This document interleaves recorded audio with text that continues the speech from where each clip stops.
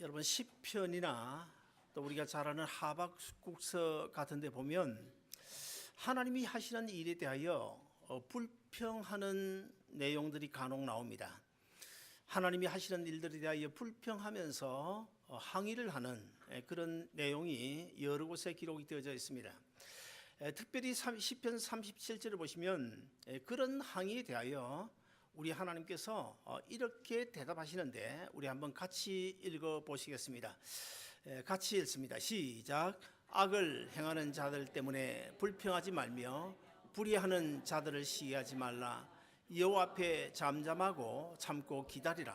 자기 길이 형통하며 악한 꾀를 이루는 자 때문에 불평하지 말지어다. 분을 그치고 노를 버리며 불평하지 말라. 오히려 악을 만들 뿐이라. 그들은 풀과 같이 속히 배임을 당할지니라.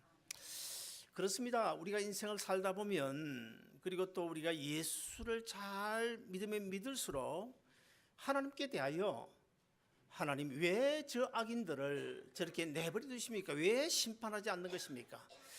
하나님 왜 저 불의를 보고만 계십니까? 하나님이여 저 불의한 자들이 왜 저렇게도 잘도 되는 것입니까?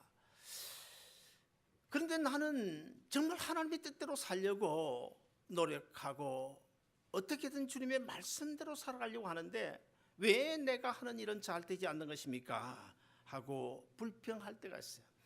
그럴 때는 정말 속이 상할 경우가 많이 있죠. 저도 그런 경험 여러 번 해봤습니다.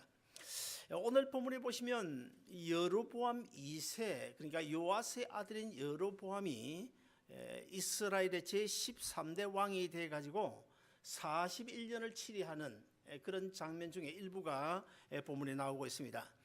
자, 오늘 본문 24절을 보시면 이 여로보암 2세가 어떤 사람이었는지를 소개하고 있는데 우리 24절도 다시 한번 같이 읽어보시겠습니다. 오늘 본문 24절입니다. 준비가 안 됐나요?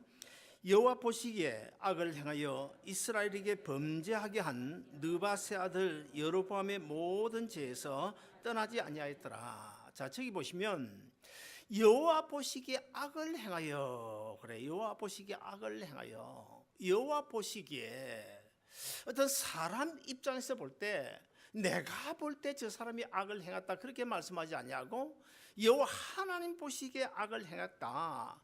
그러므로 이 선과 악이라고 하는 것은 사람이 규정할 수 있는 것이 아니고 하나님만이 규정하신다는 사실을 오늘 본문에서 우리에게 가르쳐 주고 있습니다. 즉 다시 말하면 사람 보기에 선하냐 악하냐 그것이 중요한 것이 아니고 하나님이 보실 때에 선하냐 악하냐 그것이 중요하다는 것입니다. 사람은 누구나, 저도 그렇고 여러분도 그렇고 누구나 이 선악 논리를 가지고 있습니다. 그리고 자기 나름대로의 흑백 논리를 가지고 있습니다. 이것은 희고 저것은 겁다. 이것은 선이고 저것은 악하다. 선악 논리, 흑백 논리를 가지고 살아오고 있습니다. 그래서 우리는 자기 눈에 좋아 보이는 사람은 좋아요. 자기에게 잘 해주는 사람 좋습니다. 그러나 싫은 사람은 싫습니다. 그리고 다른 사람에 대해서는 간대하지 못하면서도 자기 자신에게 대한 여러분 간대한 그런 성격을 누구나 다 가지고 있습니다. 자, 이것이 잘못되었을까요? 결코 잘못되지 않았습니다. 좋은 사람 좋고 싫은 사람 싫다. 결코 인간적으로 보면 잘못됐다고 말할 수 없습니다. 그러나 우리가 죄에서 구원 얻은 예수 그리스도 십자가의 은혜를 아는 사람이라고 한다면 이것은 분명 잘못된 것입니다. 우리 주님께서는 우리에 대하여 싫다고 싫어하지 않으시고 밉다고 미워하지 않으시고 악하게 산다고 해서 악한 사람으로 대해 주시지 않았습니다. 우리가 심히 악하고 하나님 앞에 보잘것없는 인생들이었지만은 하나님께서 우리를 얼마나 귀하게 여기신지 몰라요. 이렇게 우리가 자기 자신에 대하여만 간대하고 자기 자신만이 선하다고 생각하는 사람은 거기서 끝나는 것이 아니고 내가 선하다고 생각하는 그만큼 하나님에 대한 반대급부를 요구하게 됩니다. 우리가 하나님에 대하여 내가 이 정도로 착하게 살고 이 정도로 선하게 살고 이 정도로 하나님 앞에 일을 많이 하니까 하나님께서 이런 정도는 갚아주셔야 됩니다 하는 기대를 가지게 되는데, 그런 가졌던 기대가 무너져 버리게 되면 어느 사이에 하나님을 원망하고 불평이 생기고 하나님을 저버리는 데까지 나아갈 수가 있는 것입니다. 그리고 오늘 본문에서 여호와 보시기에 여기 이 한마디 속에는요, 우리 하나님이 보시는 것과 사람이 보는 것이 다를 수 있다는 것을 이야기하고 있어요. 내 눈에는 저 집사님이 정말 형편없어 보이는데, 그러나 우리 하나님의 눈에는 저 집사님이 형편없는 사람이 아니라 어쩌면 내가 형편없는 사람일 수도 있다는 사실을 우리는 꼭 기억하고 살아가야 됩니다. 저는 과거에 언젠가 이야기 들었습니다마는 제 나름대로 참 교만했던 것 같아요. 그리고 뭐 불의한 것, 잘못된 것 이런 걸 보지 못하고 뭐 좀 틀렸다 싶으면 꼭 꼬집어서 그것을 그냥 따지가 코너로 밀어붙여서 발라놓고 말아야 아주 직성이 풀리는 아주 못된 습관이 있었습니다. 그러나 제가 은혜를 받고 보니까요, 정말 얼마나 내가 하나님 앞에 제약된 삶을 사는지 몰라요. 하나님은 나 같은 사람도 용납해 주셨는데, 나 같은 사람도 하나님이 불쌍히시고 하나님 자기 자녀 삼아 주셨는데, 내가 뭐라고 남의 허물을 꼬집고 그렇게 살았을까. 사랑하는 여러분, 우리가 형제 자매를 허물하거나 업신여기거나 하면요, 그것은 바로 우리 주님을 멸시하는 것이라는 사실을 우리가 꼭 기억할 필요가 있습니다. 왜 그럴까요? 나만 하나님의 자녀가 아니고 나만 나뿐 아니라 그 사람도, 저 집사님도 저 권사님도 하나님께서 제 가운데서 불러내어 너는 내 것이라고 지명하여 영원한 생명 주시고 하나님의 자녀 되었기 때문에, 우리가 형제 자매를 멸시하거나 업신여기거나 정죄하게 되면 그것은 바로 하나님을 멸시한다는 사실을 우리가 알아야 됩니다. 여러분, 구원 얻은 사람은요, 구원 얻은 사람 이꼴 뭘까요? 바로 복음의 빚진 자입니다. 로마서 1장에 보면 구원 얻은 우리는 모두 다 하나님 앞에서 복음의 빚진 자예요. 그러므로 구원 얻은 사람 이꼴 복음의 빚진 자라면, 복음의 빚진 자는 뭘 어떻게 해야 됩니까? 한 영혼을 불쌍히 여기고 한 영혼에 대한 관심을 가져야 됩니다.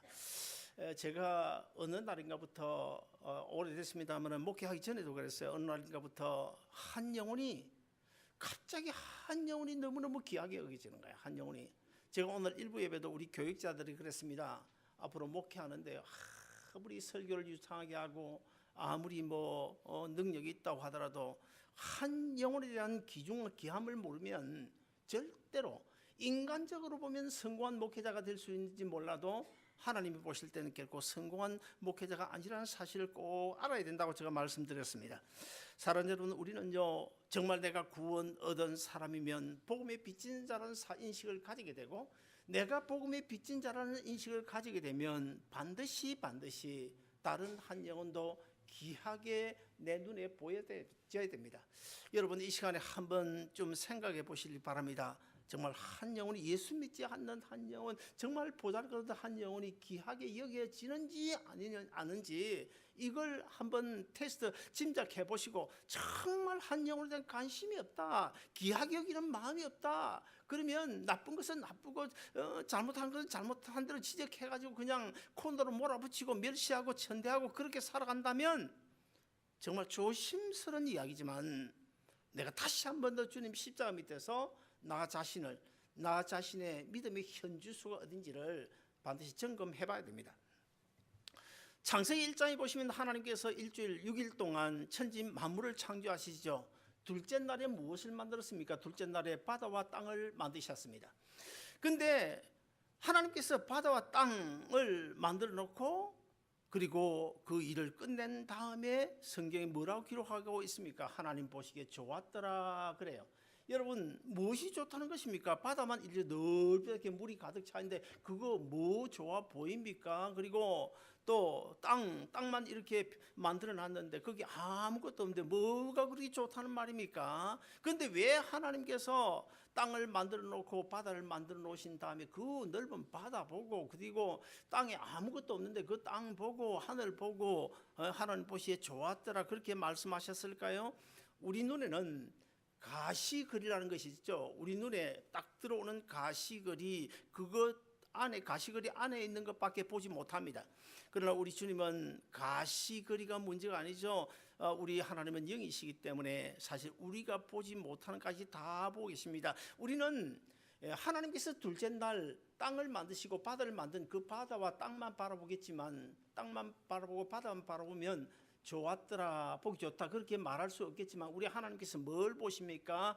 하루 다음 날 셋째 날에는 그 땅에 짐승이 다니고 그 땅에 뭐가요? 풀이 나고 뭐 꽃이 피고 하지 않겠습니까? 그리고 바다에는 그 다음날 셋째 날에 뭘 만드세요? 바다에 물고기 조류를 만드셨어요. 그러므로 하나님은 오늘 이 시간 그 단지 바다만 본 것이 아니고 오늘 이 시간 이 땅만 본 것이 아니라 하루 뒤인 내일 이 땅에서 그냥 아주 이쁜 꽃들이, 식물들이 피어나고 움터 나오는 것을 하나님 보셨다는 거예요. 그리고 바다도 풀은 지금 바다만 본 것이 아니라 내일 하루 지나고 나면 그 바다에 헤엄치고 다니는 수많은 물고기를 하나님이 보셨기 때문에 하나님께서 보시기에 좋았더라 그렇게 말씀한 것입니다.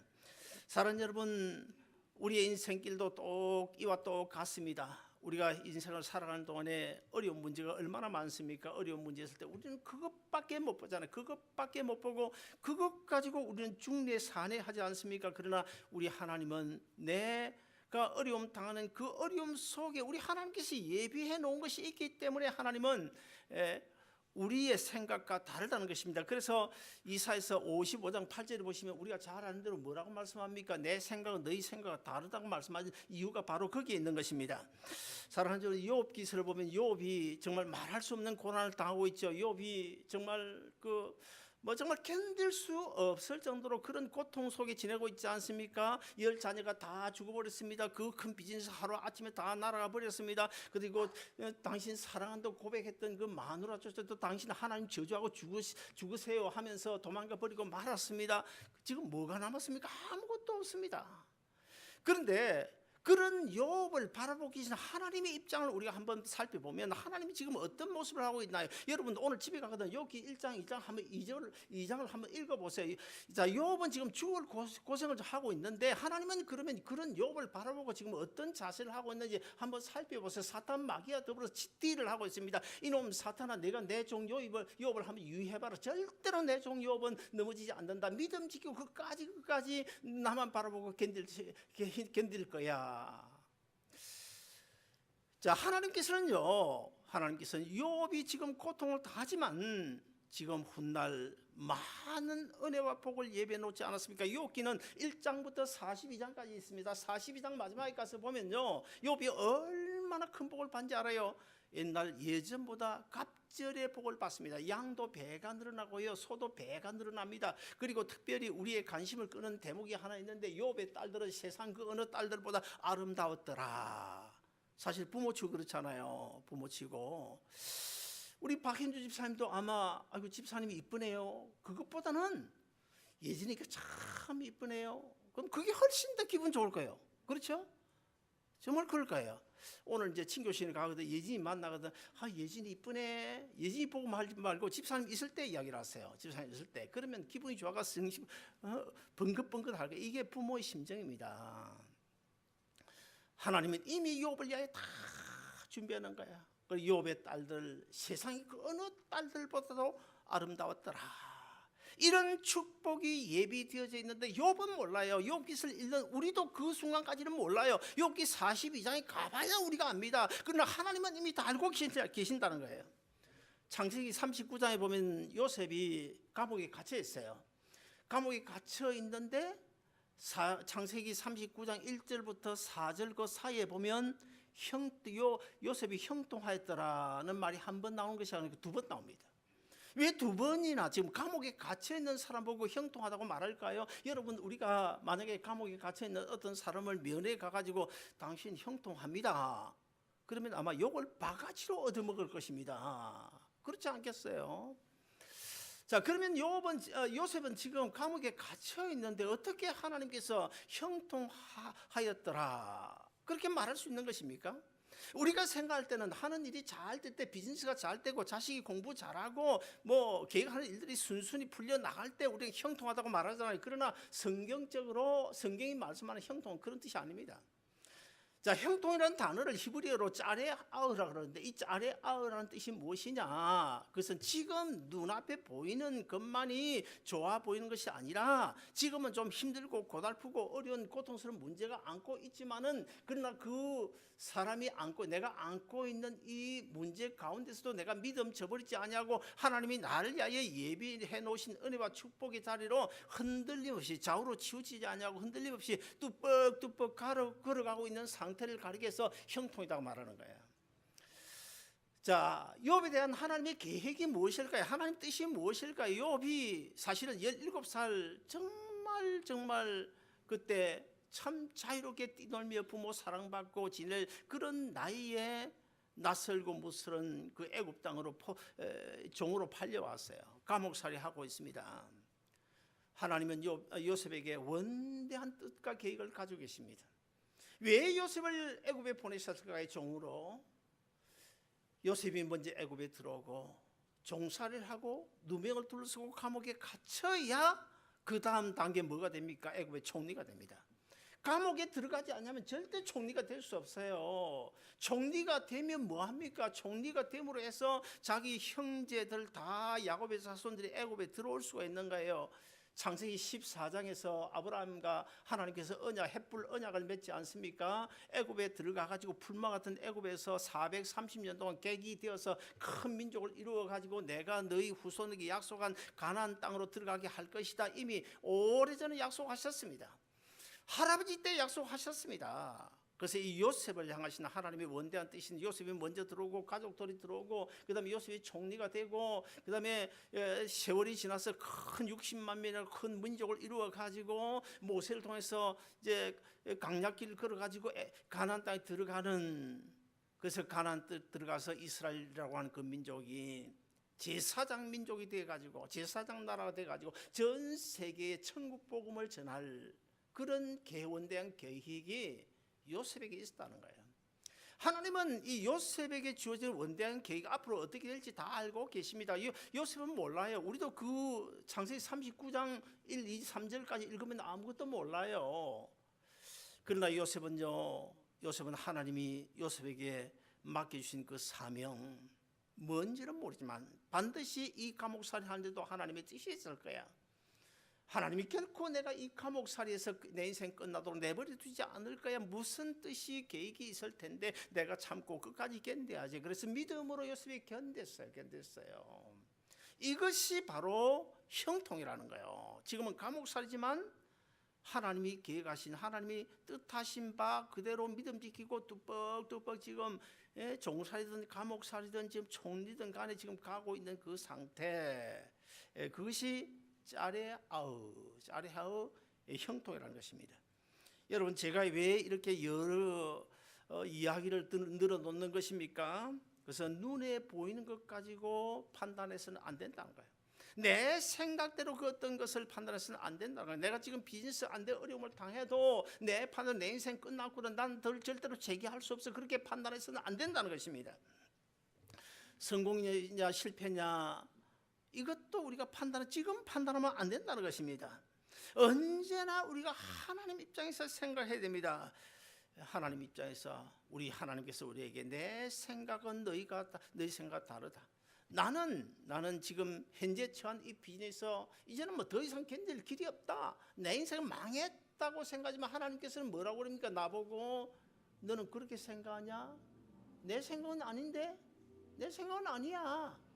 지금 그 이야기 아니에요. 이사야서 55장 8절이 오늘 본문에 등장하는 이 여로보암 2세는 너무나 악한 사람이죠. 분명히 악한 사람 틀림없습니다. 그런데 하나님께서 이 여로보암, 이 너무나 악한 여로보암을 통해서 이스라엘의 은혜와 복을 지금 주고 있는 장면이 오늘 본문 이야기 계속 나오고 있어요. 우리 이해되지 않습니다. 우리가 분명히 알아야 될 것은 하나님은 선인만 들어 사용하지 않는다는 것입니다. 악한 사람도 하나님의 구원 역사에 들어 사용하신다는 거예요. 옛날에 그 애굽의 바로왕 같은 사람은 얼마나 악한 사람입니까? 느부갓네살도 악한 사람이었어요. 그러나 느부갓네살의 경우에는 정확히 우리가 모릅니다. 어떤 신학자는 나중에 회개하고 하나님 앞에 돌아와서 구원 얻었다고 그렇게 주장하는 사람도 있어요. 어쨌든 간에 느부갓네살이나 이 바로왕 같은 경우는 너무나 악한 사람인데, 그런 악한 사람도 하나님의 구원 역사에 들어 사용해서 하나님의 구원 역사를 이렇게 간다는 거예요. 그러므로 오늘 우리도 주위에 저 사람 틀렸어, 너무 악해, 나 좀 나빠, 정지하면 안 된다는 거예요. 정지하면 안 된다는 거예요. 근데 오늘 본문 25절을 우리 한번 같이 읽어보실까요? 같이 읽습니다. 시작. 이스라엘 하나님 여호와께서 그의 종 가드헤벨 아미떼 아들 선지자 요나를 통하여 하신 말씀과 같이 여로보암이 이스라엘 영토를 회복하되 하맛어기에서부터 아라바 바다까지 하였으니, 자, 저기 보면 아랫줄에 하맛어기라는 단어하고 아라바 바다가 나옵니다. 이 하맛어기가 어디냐면 북이스라엘의 제일 북쪽 끝자락입니다. 그리고 아라바 바다는 북이스라엘 나라의 제일 남쪽 끝자락입니다. 자, 무슨 말입니까? 자, 이스라엘이 지금 많은 어려움을 당하고 있는데 그 이스라엘 영토가 다 끝에서 끝까지 회복될 것을 이야기하고 있고, 하나님께서 이스라엘 민족에게 복을 주시마 약속하고 있는 장면이 오늘 본문 이야기에 나오는데, 실제 요나를 통해서 요나를 통해서 이런 예언을 했는데 그 예언이 그대로 역사적으로 이루어졌다는 것입니다. 그래서 이스라엘은 모든 전쟁에 승리하고 영토를 다 회복하고 하나님의 은혜를 보여주셔서 정말 부강한 나라가 되는데, 그 이유가 왜 하나님께서 여로보암을 통해서 이 큰 일을 하셨을까? 왜 악한 여로보암을 통해서 은혜와 복을 주신 것일까? 오늘 본문 26절 27절에 보면 그 답이 나오는데 같이 읽어보시겠습니다. 시작. 이는 여호와께서 이스라엘의 고난이 심하여 매인 자도 없고 노인 자도 없고 이스라엘을 도울 자도 없음을 보시고, 여호와께서 또 이스라엘의 이름을 여전히 전하에서 없이 하겠다고도 아니하셨으므로 요아스의 아들 여로보암의 손으로 구원하셨더라. 자, 여기 보면 두 가지입니다. 첫째 하나는요, 이스라엘 백성들의 고통을 보시고 자기 자녀의 고통을 보셨다는 거예요. 그 다음에 두 번째는 여로보암은 악하지만, 여로보암 왕은 악하지만 이스라엘과 하나님과의 맺은 언약은 지금도 유효하기 때문에 여로보암이 악하든 선하든 상관없이 왕이니까 그 왕을 통해서 하나님께서 은혜와 복을 주신다는 거예요. 우리가 알아야 될 것은 하나님은 선인만 들어 쓰시는 것이 아니다. 악인도 때로는 들어 쓰신다는 사실을 우리가 알아야 됩니다. 우리 교회, 그래서 우리 교회 안에도 저는요, 그 어떤 사람도 필요 없다고 저는 생각해 본 적이 없습니다. 어떤 사람도요, 조금 부족해도 다 하나님 입장에서 필요한 거예요. 이 사람도 필요하고 저 사람도 필요한 거예요. 그러므로 우리가 서로 위하여 격려하고 있는 그대로 모습 그대로를 인정해야 됩니다. 자, 하박국서에 보면 하박국 선지자가 하나님 앞에 하소연하는 장면이 나옵니다. 어떤 하소연을 하고 있을까요? 하나님, 왜 우리 예수 믿는 그리스도인들이, 왜 선하게 살아가는 그리스도인들이 악인들에게 진둘려 살아가야 되는 것입니까? 악인들에게 집어삼킴을 당하며 살아야 되는 것입니까? 이렇게 하소연을 하고 항의를 해요. 그때 하나님께서 이 하박국 선지자에게 뭐라고 대답했는지 아십니까? 하박국서 2장 4절에 보면 아주 간단하게 한마디를 대답합니다. 한마디 뭐라고 대답할까요? 오직 의인은 믿음으로 말미암아 살리라. 그래요. 믿음으로 말미암아 살리라. 자, 무슨 뜻입니까? 내가 의인이냐? 내가 의인이냐? 그러면 너는 내 믿음 잘 지키고 내가 서야 돼 있을 그 자리에서 열심히 의인답게 살아라. 나머지 내가 하소연하고 있는 그 악인들은 내 때가 되면 내가 다 처리할 것이다. 너는 내 일이나 해라. 자, 이것을 한마디로 이야기하면 무슨 뜻일까요? 사실 하박국서 2장에 나오는 이 말, 지금 오직 하박국 선지자가 지금 막 지금 하나님 앞에 대들고 있는데 왜 악인이 저렇게 득세하도록 내버려 두는 것입니까? 왜 선인이 악인에게 짓밟혀 살아가야 되는 것입니까? 하고 지금 대들고 있는데 하나님께서 뭐라고 설명하지 않아요. 구차하게 설명하지 않고 딱 한마디, 오직 의인은 믿음으로 살리라. 그 말씀을 우리가 읽어보면 이해가 잘 안 돼요. 사실 엉뚱한 대답 아닙니까? 엉뚱한 대답이에요.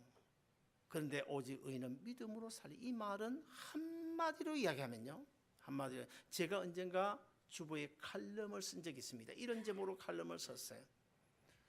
너나 잘해라. 니나, 경상도 말로 니나 잘해라. 바로 그 말씀입니다. 그 말씀.